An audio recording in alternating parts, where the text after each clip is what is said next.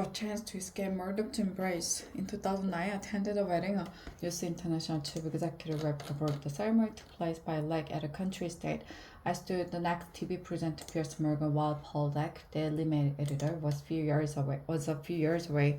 Bermuda, closer to the action, David Cameron hung back the slope.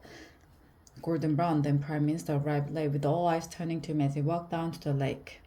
At the reception, I had a brief conversation with Mr. Cameron. I said I hoped he would not win the upcoming election, but that if he did, and if he wanted to act in political debate and standard in the press, I would support him. For some time, the journalist in me had known that the relationship between politics and the media was not serving the public, but it was my first-hand experience of this developing cultural abuse and negativity that convinced me Britain's press and 24-hour news were making it more difficult for elected leader to govern. It's got worse, hasn't it? He said. I replied that he would be a much stronger prime minister were he to take office, not feeling he owed anything to the big media groups. At that point, Mr. Murdoch joined us and we changed the subject. Perhaps we should not have done so. That we did, however, illustrated something of the dishonesty at the heart of what are essentially political and commercial relationship. It is not easy to do what Ed Miliband, Labour leader, did last week, make himself an enemy of some of the media's most powerful forces. He was right that Labour got too close to News International, but he was also right that, given the media bias against it, he knew why we tried to level the playing fields.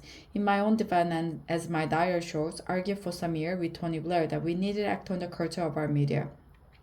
At one point, it ticked me off, asking that I not make views so obvious in front of Mr. Murdoch, his son James, and Lexington, then chief executive of News International. Ultimately, Mr. Blair thought the press had become a problem, but that given all our other priorities, people would not understand our taking them on. He also thought it would look like revenge for the fact they had turned against it, and there were political considerations too. Trying to govern and re-election is hard enough without the press being against you.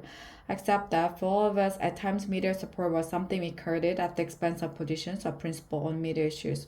But that truth has now been sprung. The latest revelation at first the police, News International, and the government to act. The police will now be more vigorous. News International will continue with their kamikaze crisis management, which one day will be studied as a textbook case of how not to do it. But the most important development are the Prime Minister during inquiries into press practices and a new system of regulation. These mean we now have once-in-a-generation opportunity for a new settlement between politics, the media, and the public. Nobody can argue that we have the press we deserve.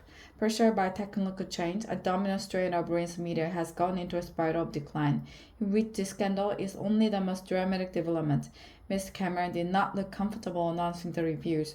He has personal relationship at stake, and given he hired Andy Coulson as his communications director, his judgment is too.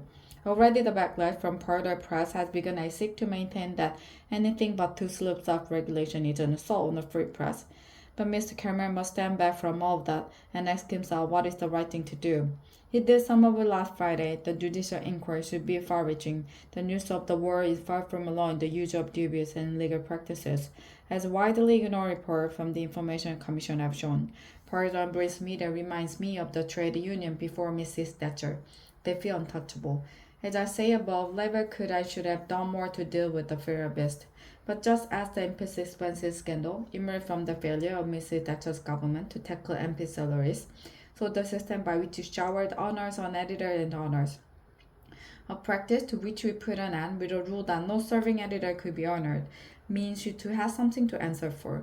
Whatever the past, it is Mr. Cameron who must lead the country to a better place. Mr. Miliband has shown himself capable of playing a good and principled part, and so should the public. Ultimately, political debate will only improve if the public wanted to. If they channel the anger at recent event into an assessment of what kind of paper they read, whether they really want to live on a diet of celebrity, trivia, and negativity and abuse, could coin a phrase, we are all in this together.